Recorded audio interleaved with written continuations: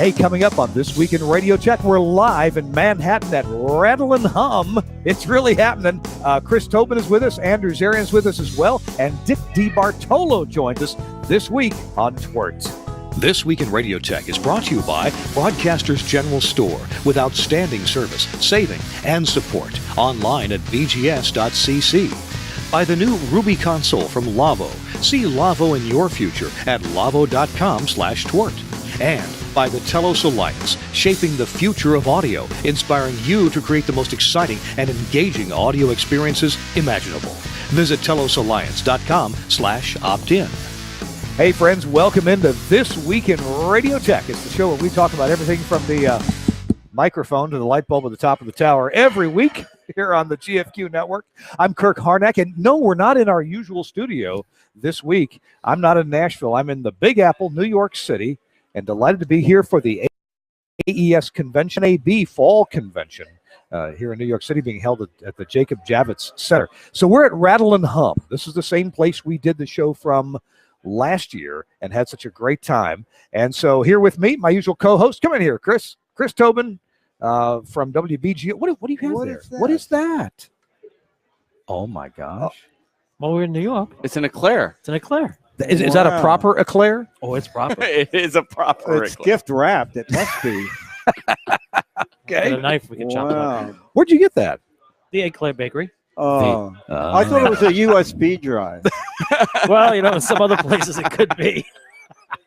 So from left to right on your radio dial, Chris Tobin is with us, our usual co-host. Usually he's in some unknown studio in Newark or who knows where, or a rooftop somewhere. Right? I'm usually in Nashville, but I'm glad to be here. Look who's behind us. It's Andrew Zarian. I showed up. The founder of the GFQ Network is I'm here. doing something with GFQ for once. Yes. It's been many years. About time you worked. About time. That's right. Listen, I'm going to be unemployed with one job, so I might as well go back to my other. And for the first half of our show, at least for 20 minutes or so, Dick DeBartolo, Mad Magazine's maddest. What? He's here. He's here. More than 50 years. Also known as the Giz Wiz. Yeah, exactly. So you're going to bring us some gizmos. I do. Should I show you now? Well, no. We're going to okay. we're going to tease that. We're going to tease it. Okay. Tease, yes. So in fact, let's tease the audience. What's coming up after I'm going to show you two old gizmos that you'll know instantly what they are, but I'm going to ask you if you know the history of either one of them. Oh. Or where they might have come from or who sold them. All right.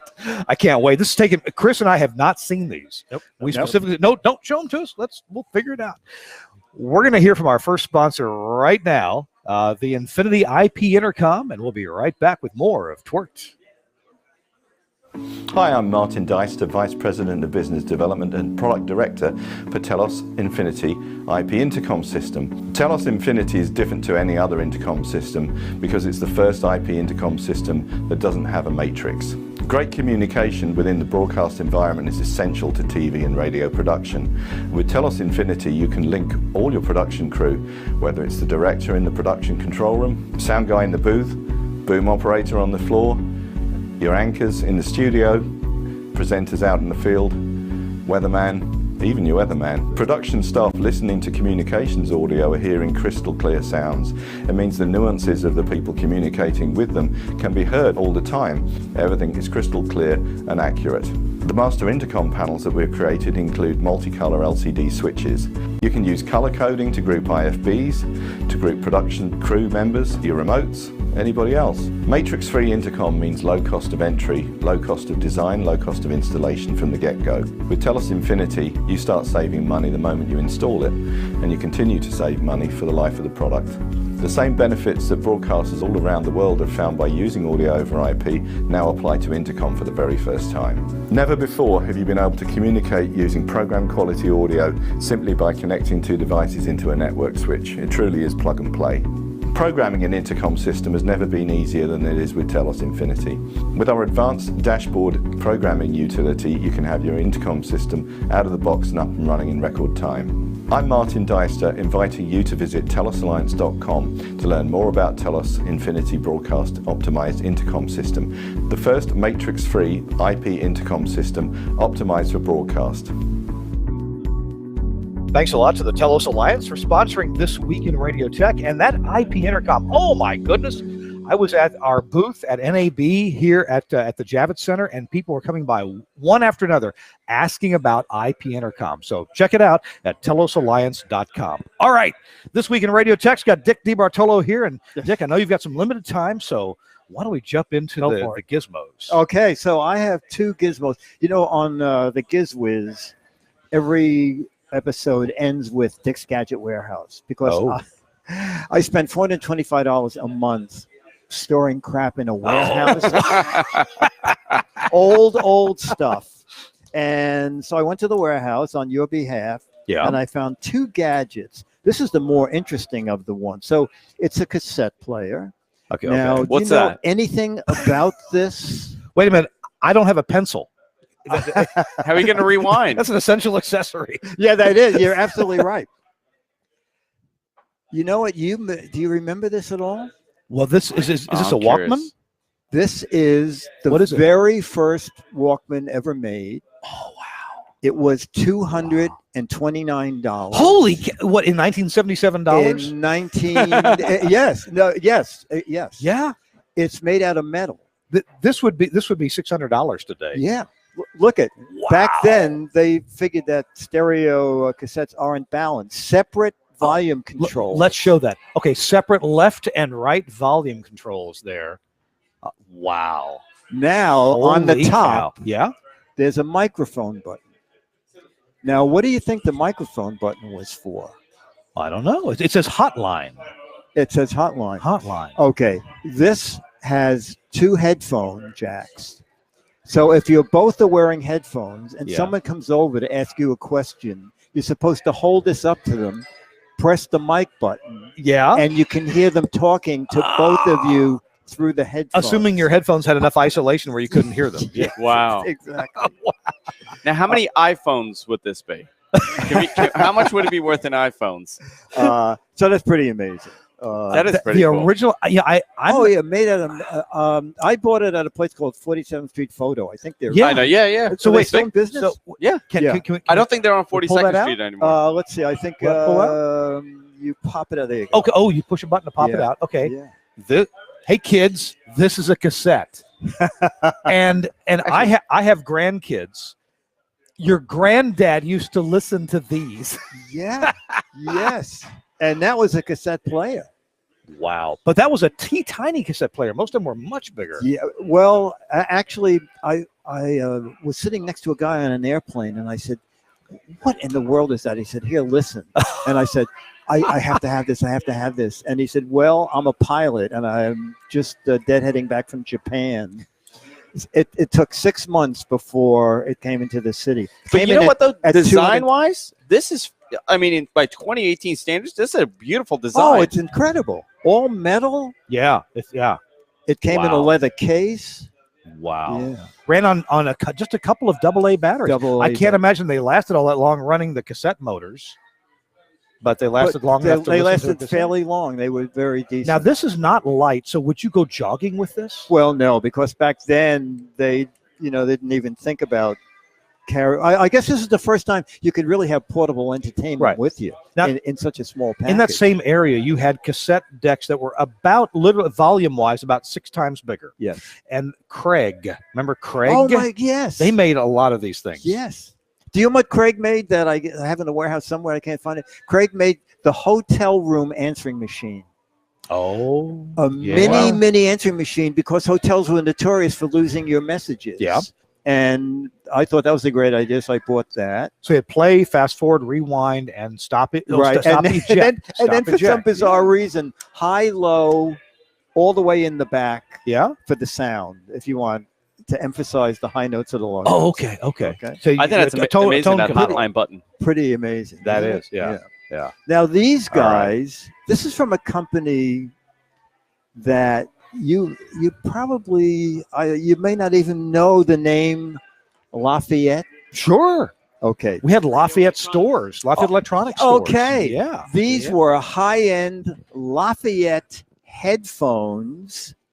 And I wanted to find out what year it was. So I found this from the Washington Post.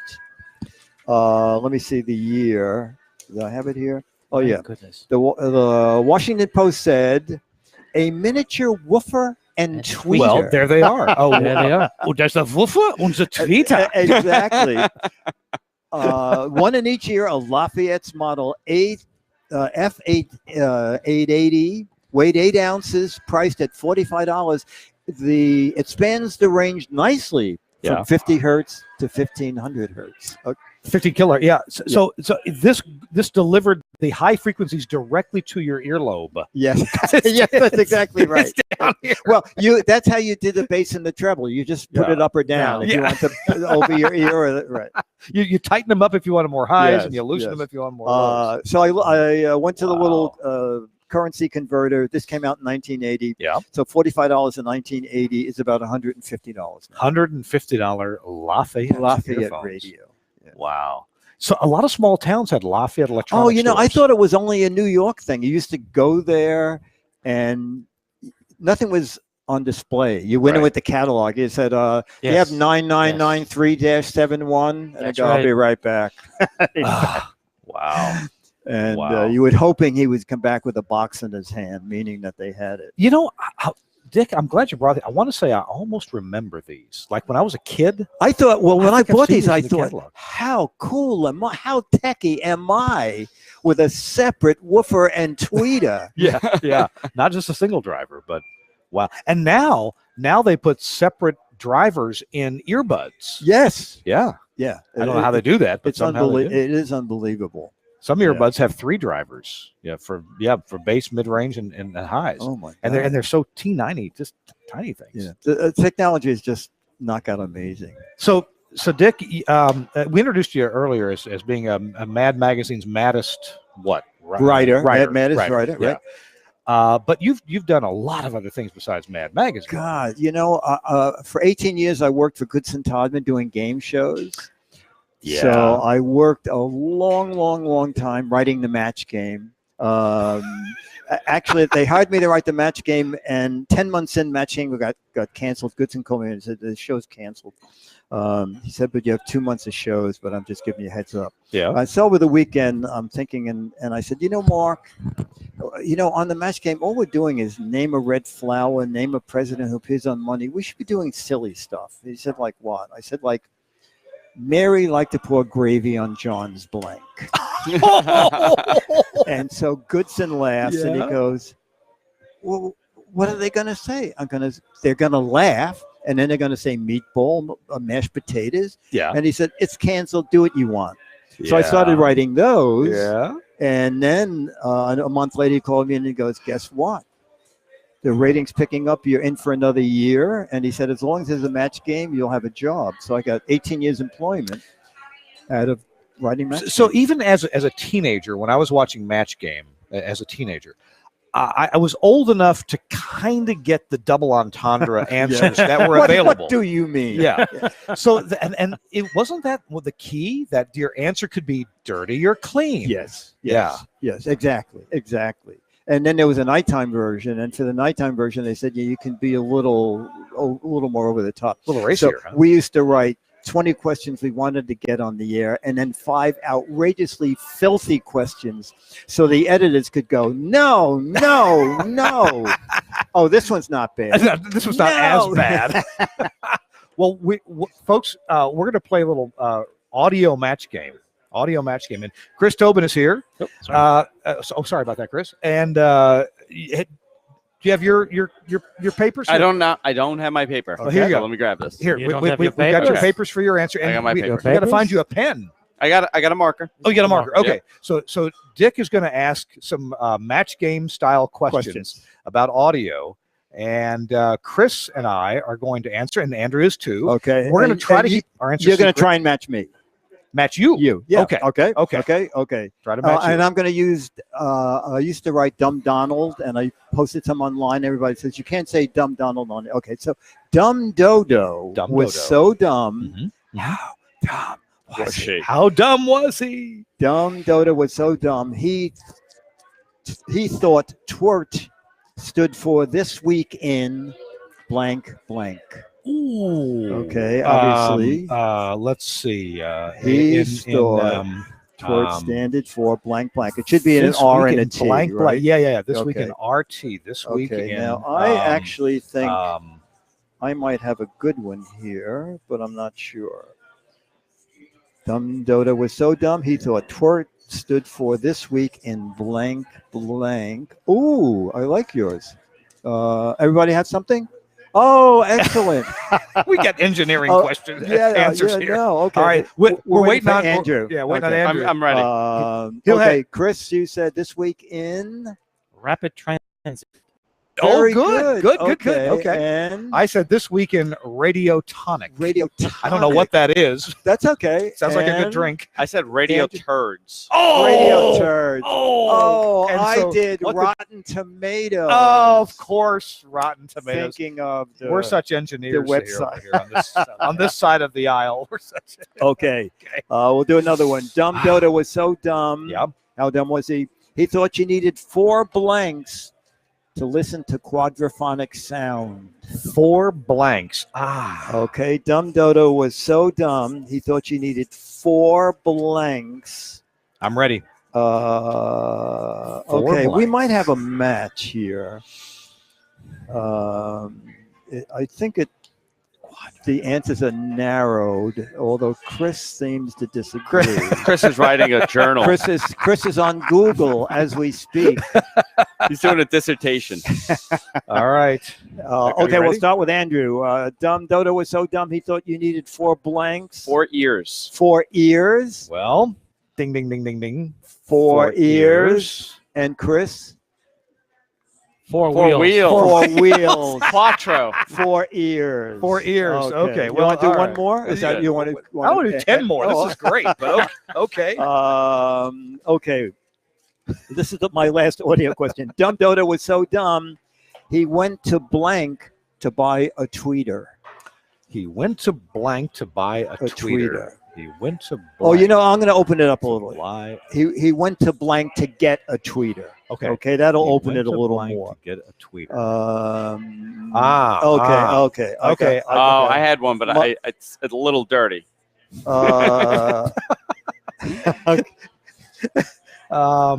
Okay, Dumb Dodo was so dumb. How dumb was he? He went to blank to get a tweeter. Oh, okay. Okay, that's all right. Okay, we'll start with Kirk. Okay. You said went to I went to the zoo the zoo to Good get answer. a tweeter. That's good. Okay. Chris. Pet shop. The pet shop. Oh, Okay. he Good. even has a plug in there for Petco. For those who may not know the term pet shop. Or Twitter. Oh, he went to Twitter. Oh. I just said he went to the park. The park. The park. The Okay. park. All right. All right. We'll do one. We'll do one other that is a match game question I wrote years and years ago. Richie Rich. Uh-huh. How was rich was so rich. How rich was he? He even had air conditioning in his blank. Richie Rich was so rich.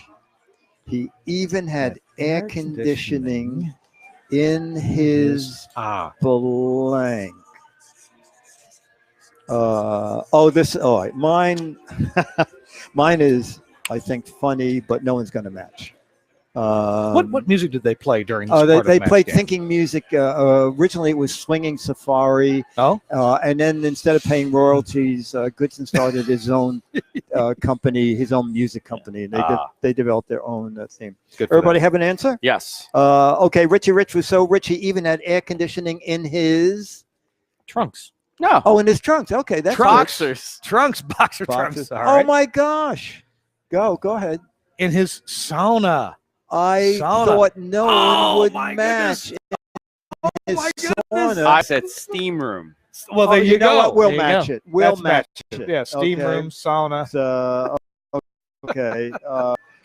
You know what? I will do one question. This is my favorite question that I wrote thinking the censors would throw it out, but it got on the air. Okay. All right. Okay. Well, Okay. And this will be our last question. Okay.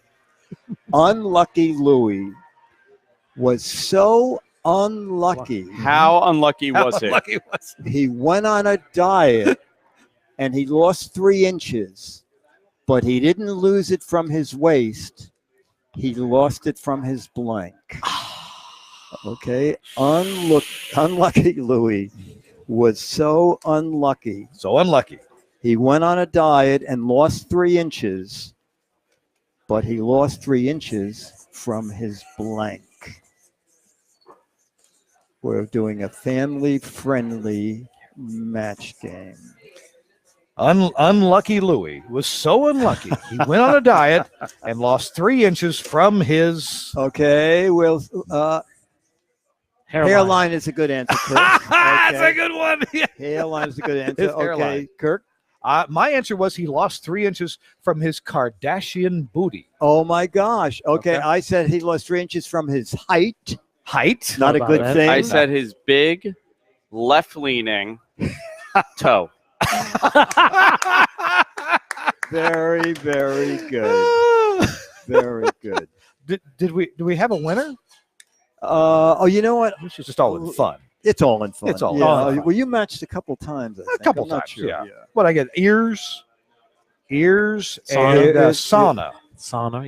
Yep. Ears and And sauna. sauna. Yeah, I But- guess you win, and you But you- win this beautiful laptop here. All these microphones, the light, and half the eclair. Well, Very He's got nice. it in thirds. You need that thing in fourths. I don't have No, that's Wow. okay. That's I'm watching my calorie count. okay.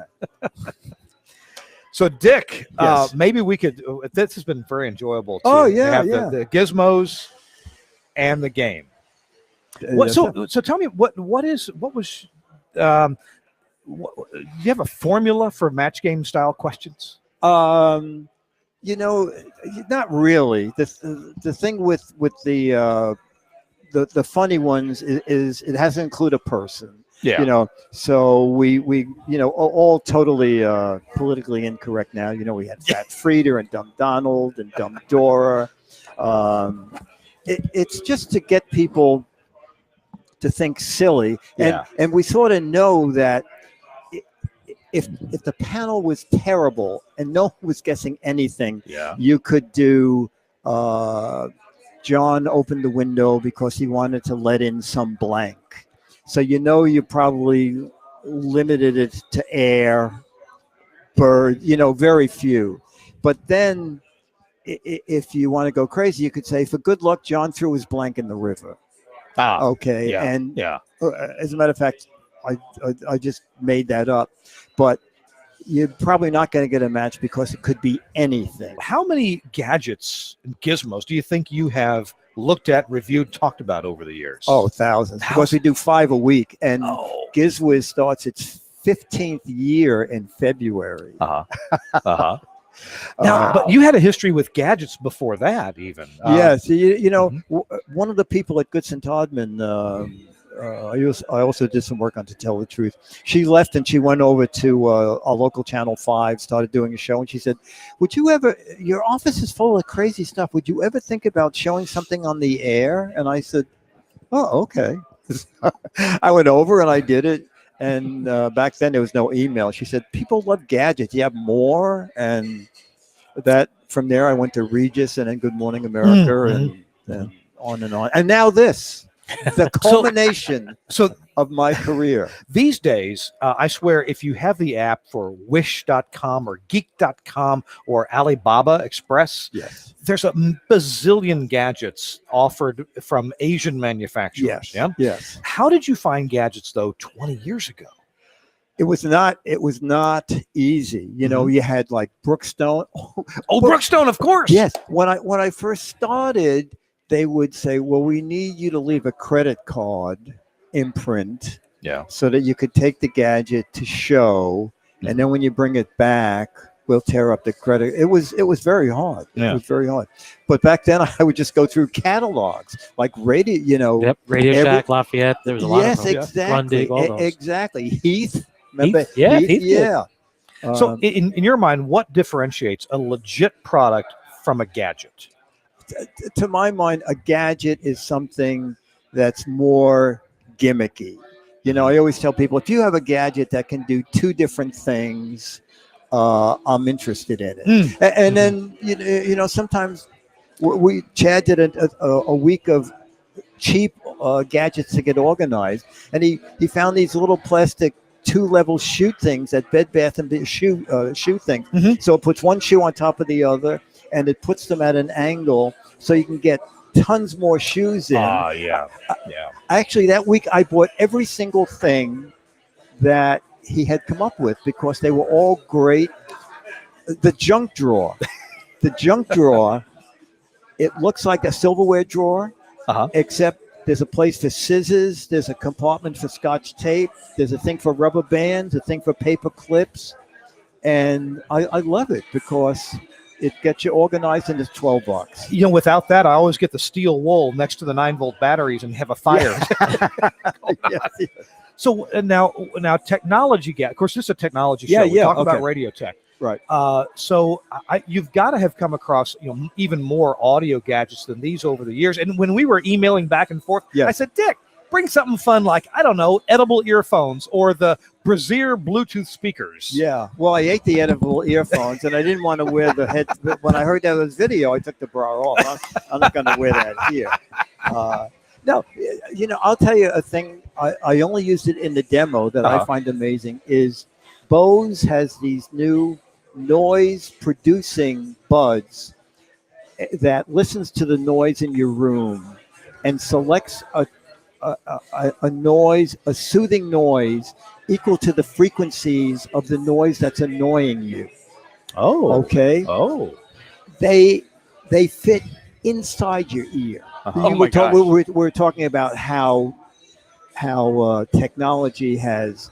And I was talking to the CEO of Bose, and he was saying, Dick, this was the smallest thing we ever made because there has to be a battery in there. Yeah. There has to be a memory chip because we can send new tracks to these little earbuds to hide noise. And they're like the size of a pea. And I'm thinking, this is like an incredible thing. And then when you drop it, I think it runs 8 hours on the battery, and you drop it back in the case, it charges. So I'm thinking, how did someone even come up with? How do you build? My smallest tweezers is bigger than that thing. So technology is knockout. Did you ever go to the CES show in Oh Las my Vegas? gosh. Yes, but I troll the lower floor. Yeah. And I go over to the stands where all the mom and pop and the startups are. And there you find the weirdest thing there ever was. Did you ever see the camera? It's 36 cameras on a ball. Oh, yes. Yeah. You throw the ball in the air. Oh, yes. And at its highest point, all 36 cameras go off. Right. Yeah. Well, I saw them a couple of years later, and I said, "How's that doing?" And he said, "Well," I said, "Is it still $600?" And he goes, "No, it's $3,000." I said, "What?" He said, "Yeah, we found out we couldn't make any money, and also he said we found out that if it does hit the ground, it's not shatterproof." Oh. You mentioned something really interesting, that what defines a gadget, and you said if it does two things. Yeah, or something. Yeah. Something that there are not 90 others of. Right. Like a Bluetooth. If a PR agent calls and says, "I have a Bluetooth speaker," I go, "Look, if it also makes toast." Yeah. I'm in. Exactly. I'm in. Exactly. That's it. Exactly. Yeah. So. Speaking of toast, I would love a toaster that would. We just bought a brand new toaster at our house. Okay. Chuck the old one. The old one was dirty or something. My wife ordered it. Okay. And it was even, look, it's 2018, and we still have to jockey with, is it 2.75 on the dial or 3.0? And depending on what kind of bread you put in, it's either untoasted or over toasted. Yeah. Can't we solve this problem? Yes. We need a toaster with a video camera in it. Exactly. Looking at the toaster. Yeah. A video toaster. And then you get... Wait a minute. It's software. Someone's done that. And then you get a perfect piece of toast, and you say to the... This is what I want. This is what I want every morning, and my name is, and you put your name in. Yeah. Because everybody wants their right. Well, and then you'll have, if you had an app, if the toaster had Bluetooth, and you had an app, you selected the color of the finished toast, and have it match that color. The Geno oven. Do you know about that? No, what's that? Did you know Leo's going to be very depressed when he hears they came out with a $600 version? He paid $1,500 for his. It does have a video camera in it. Oh, The Juno mounted- oven. yeah. Yes. The Juno oven. Okay. And It's actually so- pretty cool looking. Yeah. Mhm. And so you can watch your food being cooked and go, oh, that's good. Okay, stop cooking. And then it remembers. And also when you put it in, it says, is this filet of sole? And you click yes or no. And it builds a library of what you cook. But it's $1,500. Now, here's the gadget that a lot of my friends need, and my wife would like this. Okay. I recently saw a post on Facebook. Sorry, I can't go out tonight. I have an avocado that's going to be ripe somewhere between 7:15 and 7:30. What is it with avocados and their short span of ripeness? I have no solution for that No? except take it with you. An avocado lunchbox. So if it does two things, like we were joking about, edible headphones. So you got to have something that serves two purposes that you might need. You know what? I never heard them, but it sounded like a good idea. Headphones that when you want to bring them to the table, they turn around and you become speakers, actual speakers. Oh, I've seen those. Yes, Oh, Well, yes, we I should have. we yeah. should talk to your buddy Bob Heil. yeah. Oh, yes, the exactly. microphone brazier. Yeah.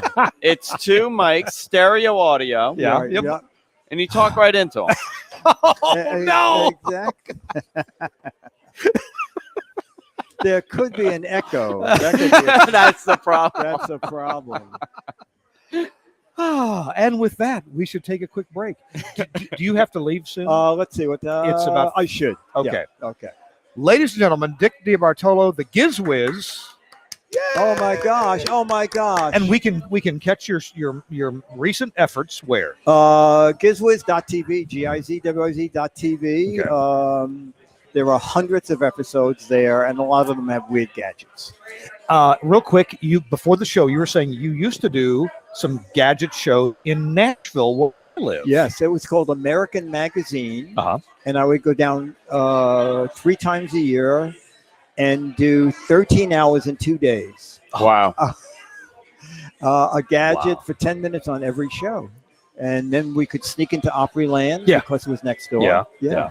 And then the network, you said it became several other things. Yeah, the Nashville network was around in the 80s and I guess early 90s, and they sold out, became Spike TV and some other things. Oh, So okay. it really doesn't exist anymore. But boy, And Opryland's gone too, right? no, it's a theme park is Theme gone. park, yeah. Now Theme it's a park, yeah. mall. Right. Oh, okay. A nice mall, but it's a mall. But the Grand Ole Oh my Opry is still gosh, there. that hotel is amazing. Yeah, it is. It's bigger than ever. They just keep expanding. Dick DeBartolo, thank you so much. Oh, you're welcome. for It was coming. great. Appreciate Thank you it. so Thank much. you. Thank you so much. Thank you. Thank you. And coming up in the second half of our show, we're going to review some of the cool things that we've seen at the AES and the NAB show. You hang on. We'll be right back with more This Week in Radio Tech.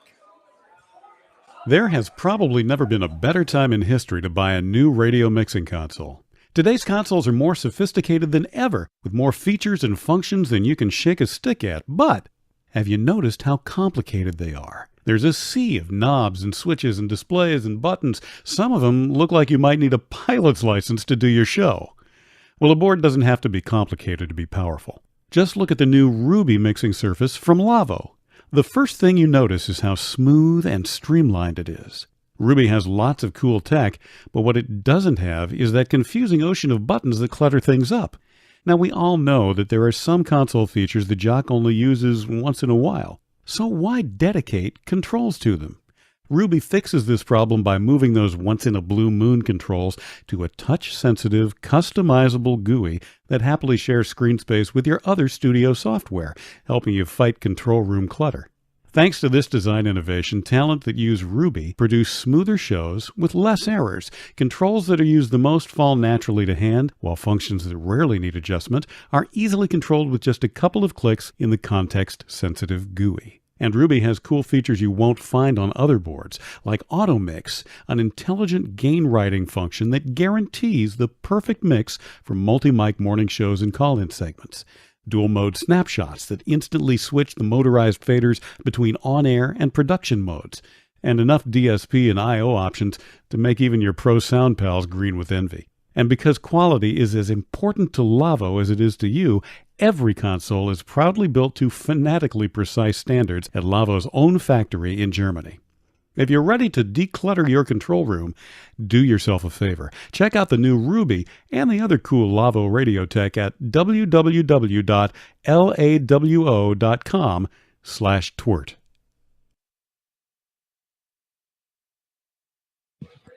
And thanks a lot to Lavo for sponsoring This Week in Radio Tech.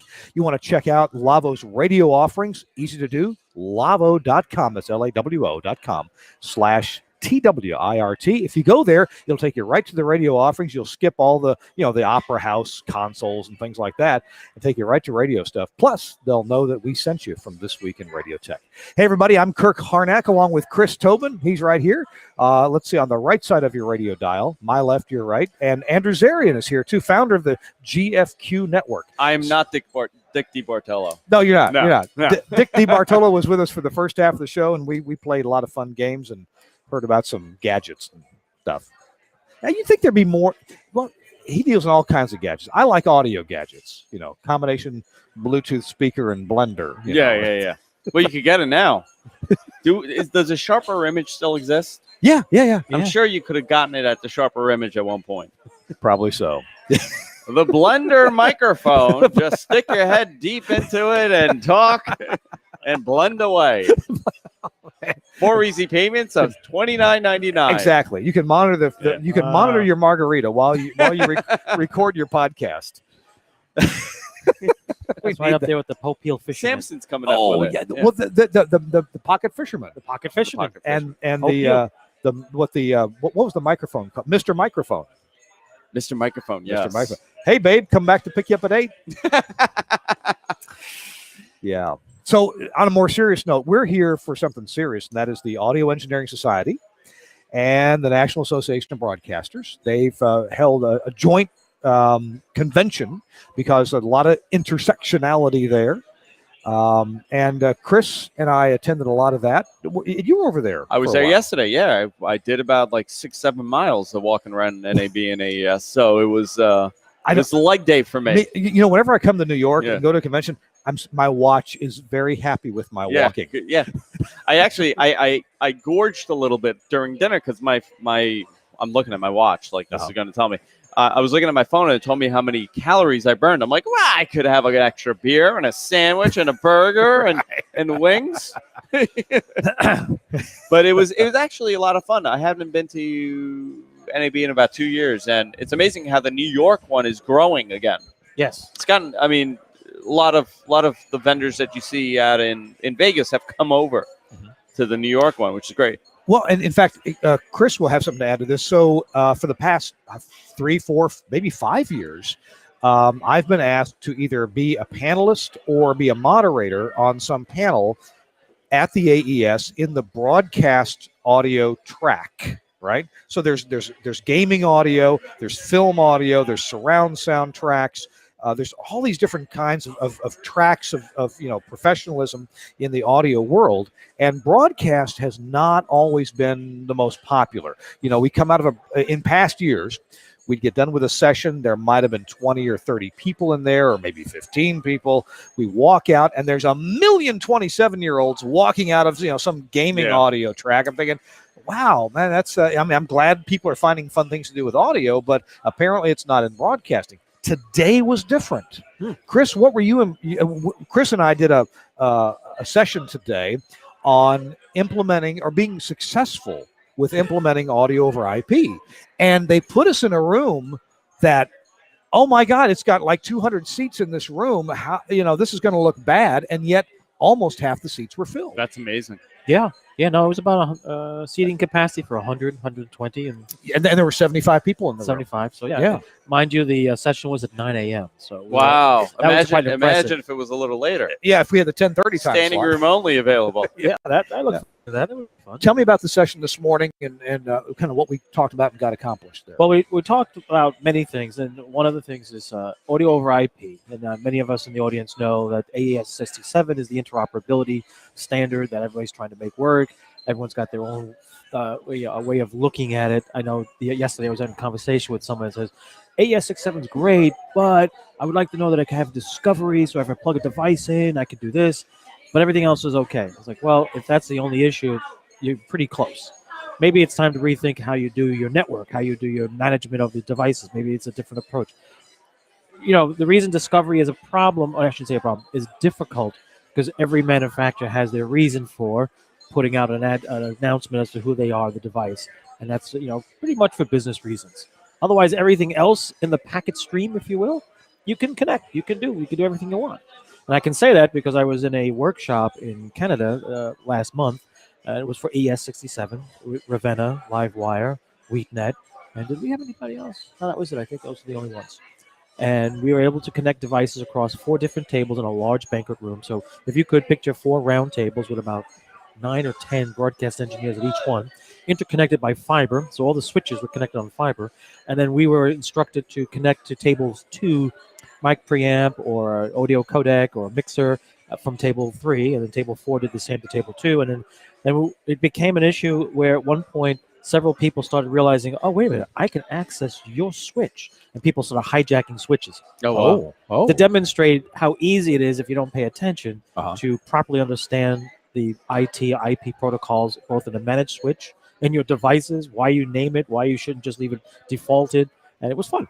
But it proved the point that you can do stuff. But as long as you understand what it is you're doing, do not assume that you can plug and play any device in the IP world. And that's part of the presentation today was, everyone on the panel was saying, hey, understand networking. As Greg Shea pointed out, do you know the difference between managed, unmanaged switches? Do you understand what, spoofing or, broadcast storms are, or flooding a packet stream, all these things, and then Gary Klein talked about the business side of it and understanding how it works. Where do you stand? Do you know the people you're working with, the vendors? Do you have somebody on staff that understands what you're trying to implement? And these are the things you have to go with. For those of you thinking about your career moving ahead, maybe you're mid-career, maybe you're just starting, maybe you're near the end of your career. What Gary had to say, and you bolstered this a bit as well, is if you're an IT person who also understands how to do quality audio, you understand something about microphones and wiring care of low-level signals, for example, right? Using the right cable, using the right techniques, using the right connectors, and then techniques for even using these products. Where do you put the speakers? Where do you put the microphones? How do you deal in the field with these things on a live broadcast deployment?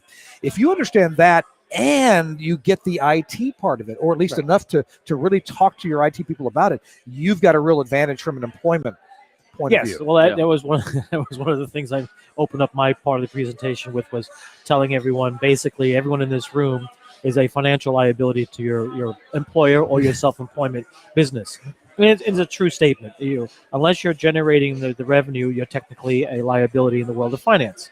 There's nothing wrong with that. You need to turn it around. And many conversations I've had with folks, they talk about how the people they work with just don't get it, they don't understand it. Then I always ask the question, well, when you built that studio, did you ask any of the users of that studio what they thought was the best approach or what was wrong with the old facility? 9 out of 10 times, the answer is no. And I said, well, there's your problem. That's why you are the Department of No. When people talk about engineering, program director says, yeah, we've got to talk to engineering. And the marketing director says, yeah, I'm not going to bother. Why? They always say no. There's truth to that. I've worked at places where I was in a meeting once, and the program director, marketing director, and sales manager were talking about all this thing for an event we're going to do. And they're all going, yeah, we can do this and this. And the marketing guy goes, no, that's not going to happen. And they all said, why? Engineering won't be even able to do it. Meanwhile, I was in the room. I'm like, hello, I'm in the room. And they go, yeah, we know you are, and we know your answer. I'm like, do you now? Have we ever met before? No. Then you don't know my answer. So let's revisit this. And that's how, in that particular case, I wound up being the go-to person. The department of 20 people, I was the one that you would go to. I was the lowest on the totem pole.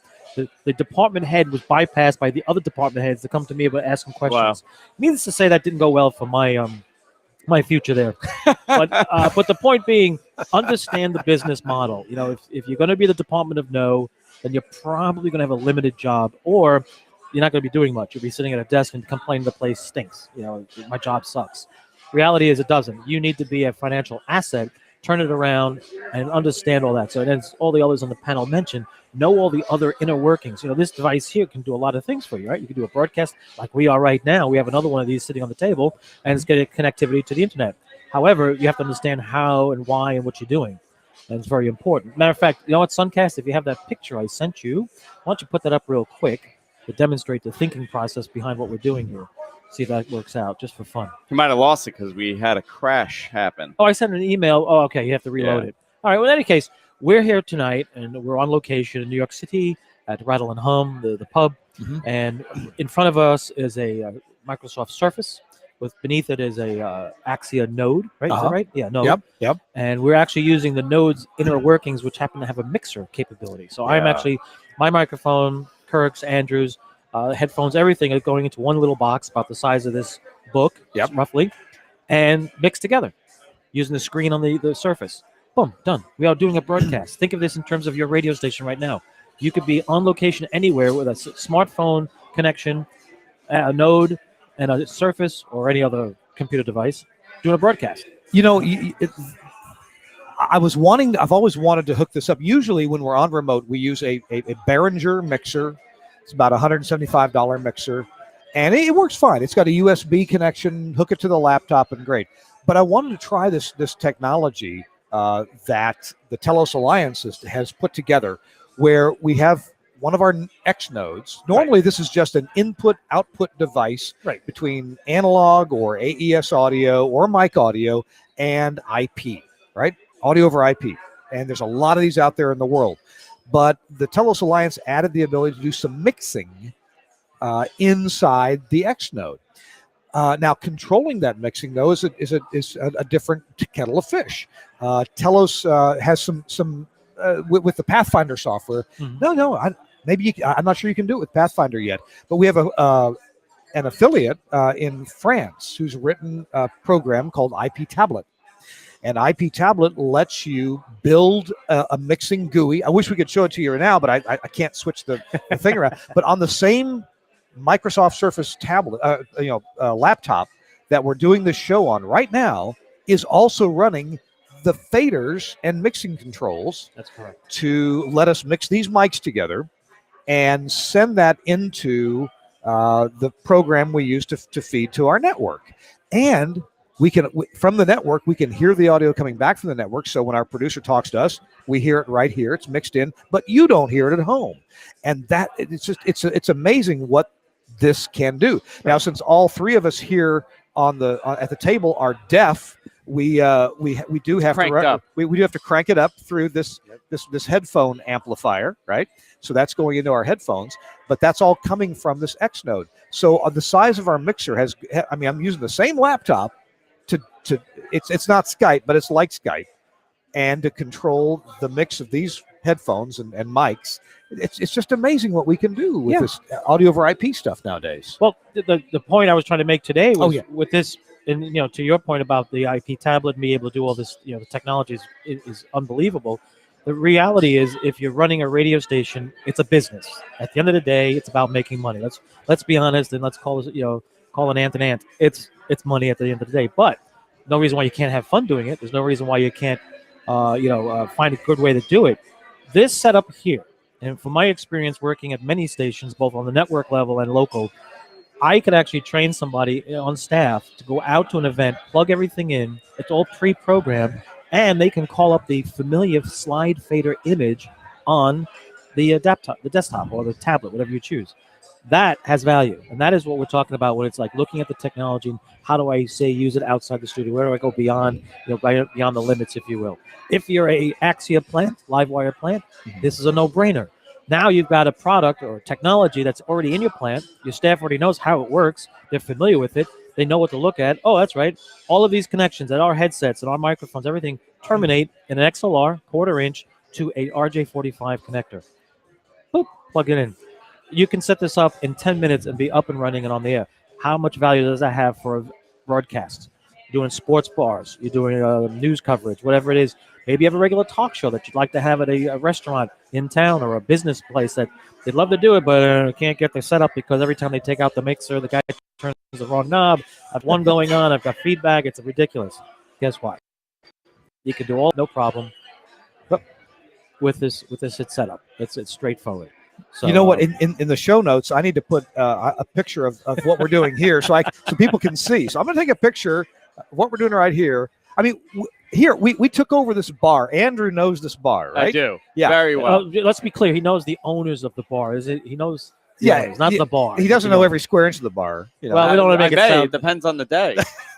So we're in we set up, and folks, I got to tell you, last year we were here, and we had the doors open behind us, the windows, and the light came in and it made the podcast work with the light and the camera. But today it's windy out there, so I ran across the street to Staples, bought a light, and we have a light right there that is illuminated, and it doesn't look bad. No, it looks great. I'm pretty amazed. So my point from part of what you took away, one of my takeaways is that you can do a broadcast remote from almost anywhere.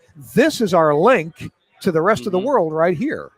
I'm getting 40 megs down and 20 or 30 megs up. So it's not 100% reliable, but it's pretty amazing. Right. But the point, that part is just one part of the equation. Right. If you've taken care of the content contribution part, which is the microphones, headphones, and the mixing unit, the next part is transmission. Okay, so what do I do for transmission?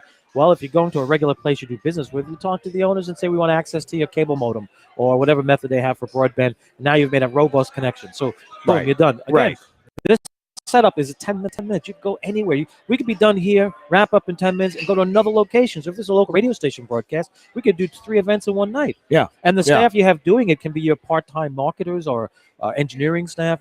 That's the key. That it's the simplicity of it, but the return on investment is huge. So before we have to go, I want to ask Andrew. Yes. You hung around the AES and NAB a little bit. I did. Yeah? I did. I want to know what you found there. I was in the Telos booth for a while and doing some sessions. So I actually walked around with Chris, and I think it's amazing that NAB has turned into a video event. Yes. More than an audio event. I mean, almost every booth that I was walking by, especially on the NAB side, was video related. Our friends from vMix were there. Oh, okay. Yes. And it's amazing. I mean, they were stealing the show. Yeah. They had competitors there with giant booths and huge setups and all this amazing stuff. And they were really stealing the show with their simple setup. And people were blown away by the fact that they're doing NDI video. They're doing vMix Call, which we're using right now, which is a WebRTC base that uses very low resources. And I was talking to the founders of the company, Tim, over there, and it's amazing how a mom and pop shop could disrupt the video production platform. Well, there were 2 guys in the garage that did the same thing. Hewlett and Packard. Yeah. Oh, yes. Yeah. But it's no. But see what they did in vMix when I introduced you to that. How many years ago we talked about it? You about 10 years ago, and I said, they're behind the times. They don't know what they're doing. And I remember talking with them at a SMPTE show in the booth in the Javits, and I said, okay, your product for some reason, which is great, uses less CPU resources than the others that I've been using. Is this intentional? Is this just a byproduct, or you just have a different approach? It was pretty much have a different approach. You have a very different approach. Since then, years later, they're actually coding. Yeah, exactly. And I got all the details. I'm not going to give it out because that's their thing. But the one thing I have to say is every time I've recommended vMix to anyone, and they give me this whole song and a dance about the others that are on the market that have a more larger reputation, if you will, they're better branding, marketing, they come back and go, we had no idea we could actually use it on a laptop. Mm-hmm. Oh. I was like, yeah, I tried to tell you that. It's like, as long as a laptop can support what you're doing. Let's be honest. Don't try to do multi-screen, multi-view, 6 different graphics and overlays on a laptop that's like an i3. You want to be an i7. Right. But the fact that you can just dictate the hardware and the software follows is key. Well, something that I discovered recently and I started playing around with a little bit more was their audio features within vMix, where you could do gating. Yes. You could do EQ. Oh, okay. You could do a lot of stuff with the audio. Essentially any kind of audio processing you want to do. But the gating, I was blown away on how well it works for digital gating. And I've never really been a fan of digital gating. I've always, for my mics, I've used a DBX or something like that. But this works, if not better, than any hardware gate that I've ever had. Yeah, and my theory behind that is that for some years, software guys who designed certain audio things, audio compressors and gating and EQ, they were doing it by the math, but they didn't have the experience of the analog guys who have done this for years and were listening to it really carefully. And I think that the software, well, a lot of the analog guys may have turned to software and say, hey, I want to do in software, in digital, what the good work that I've done in analog, and make it more ear friendly, brain friendly, make it more natural. Guys, we got to take a quick break, and we'll be right back with our some final thoughts. It's Kirk Harnack, Chris Tobin, Andrew Zarian, Dick DeBartolo was with us earlier. We're broadcasting live, and I should say from Rattle and Hum East on, where are we, 33rd? 33rd and 5th, between 5th and 6th. Yeah, 33rd between 5th and 6th. Come on down. It's a great place to. You can get food here. You can have some drink. It's just it's a wonderful place. We thank them very dearly for letting us take over a corner of the restaurant and do our show from here. We'll be right back after this from Vox Pro.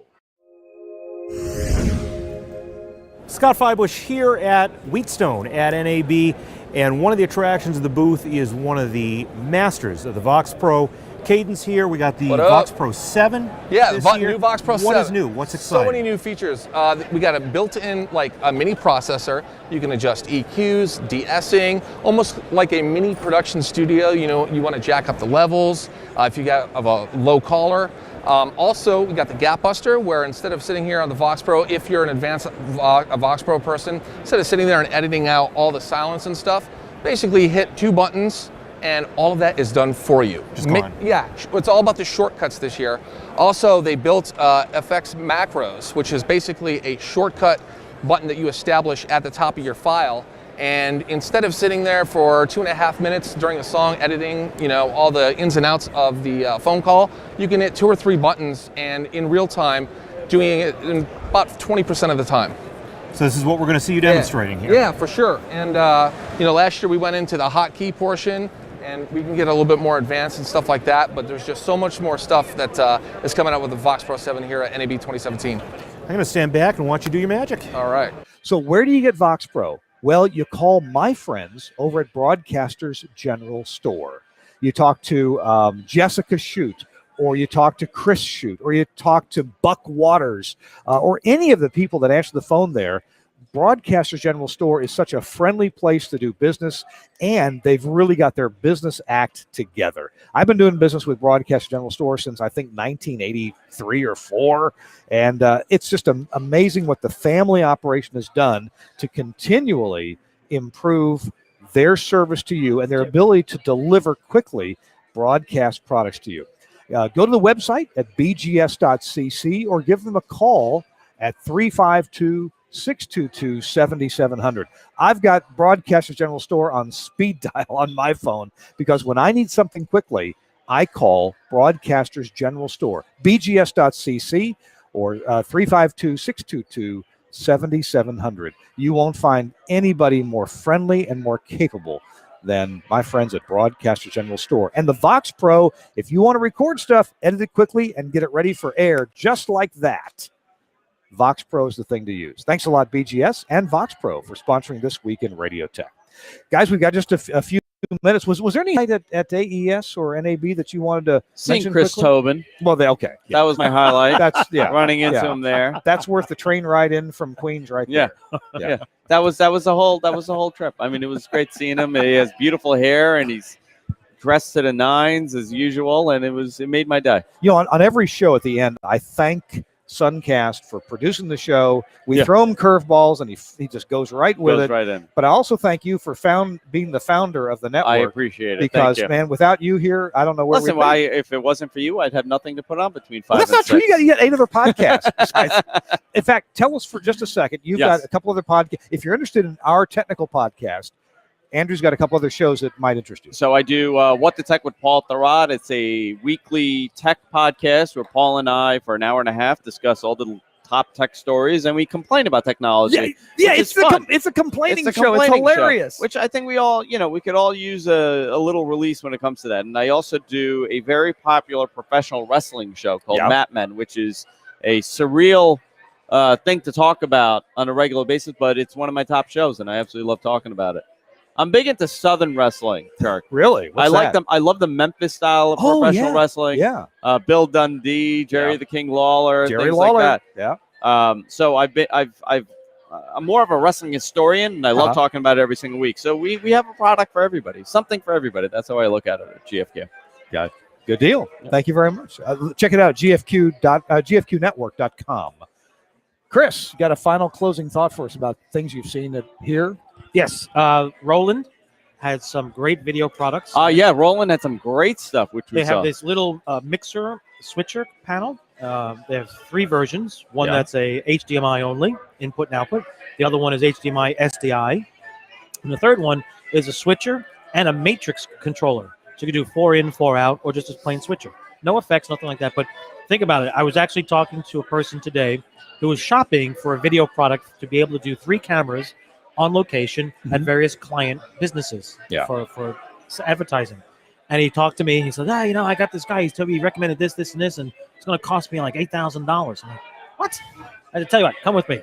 So he already has the cameras. He has everything but the ability to mix them or switch them together. So I showed him. I said, look, you want to do 3 cameras? Watch this. Hit the button. That's your camera. That's your presenter. He's talking, whatever. Preview. Okay, let's get the camera on the baker. Let's say it's a bakery. Got the camera on the baker. I said, here we go. Crossfade. Boom. Now you got the bakery. And then I said, let's preview number 3. That's going to be the kitchen. And there's the cake that they're making. Fade back. He looked at me. He's like, I said, is that what you're trying to accomplish? Yes. How do I buy it? So the the person in the booth from Roland goes, I can't sell it to you. You have to go to one of our dealers. And immediately he goes, I know exactly who to call. Picks up his phone. He dials it in. Bob? Yes. Do you carry Roland? You do. Good. Here's the model number. I need 2. What? I kid you not. It was like, that's it. I hope he got a cut. I hope you got a cut. Yeah. Well, we'll see. Anyway, so the workflow I talked about today in the paper, right? This is what he didn't care about the technologies. I don't care what that's great, but I need to do this 3 things: camera, control, switch it, make money. I said, yeah, here you go. I said, your investment in this will be paid back in 2 broadcasts. He goes, hell, 1 broadcast. I'm like, even better. You don't know what I charge. That's fine. But now the next step is, how do I do it over a cellular network? I said, well, that's a different company. Let's go to this other booth. But that's what you did. And today, that was one of the big ones. And there was 2 others. JVC has a complete wireless camera system that if you really look at it properly, and a radio station, you can afford it. You can make it work. They have 3 different levels, 3 different ways to do it. That was another product that was really cool with their video camera wireless. And you create a whole little hotspot, and you can control the video quality right on the spot. You're not relying on the phone company, your cellular company. Yeah. Oh, yeah, that's cool. That's 2 things. There's many others, but we don't have time for that. All right. Well, we'll try to put those in the show notes if we get some links. We got to go. I want to thank our producer, SunKast, for rolling with the flow of punches here and getting us on the air. Thank you very much, SunKast. Thanks to Andrew for being the founder of the network that we're on. And thanks to you for your feedback and telling your friends about This Week in Radio Tech. Chris and I get great comments. It keeps us motivated. It really, ego boost, and it's just nice to hear that you appreciate the show. We try to put out some stuff that's helpful, that's funny, that's useful, and obviously we love our professions. We love what we do. We love trying to do it better and share that stuff with you. So we got to go. Hey, check out our sponsors if you would. That they help make the show go. They really do. And again, we're at Rattle and Hum East on 33rd. Between 5th and 6th. Between 5th and 6th. So if you're in the New York area, come by and patronize them, and give them a shout out and tell them you heard it here. Appreciate them. We got a whole corner of the restaurant here. It's just they're gonna kick us out soon too. You think we're so? gonna get pushed out the window? Has everybody been on my tab or just us? I think the whole bar at this point. Well, Emily's been very nice. I don't know. So we'll see you next week right here. Chris and I are going to head over to Brooklyn to a radio show.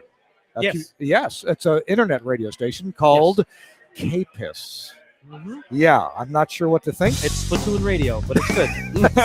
All right. We'll see you next week on This Week in Radio Tech. Bye-bye, everybody.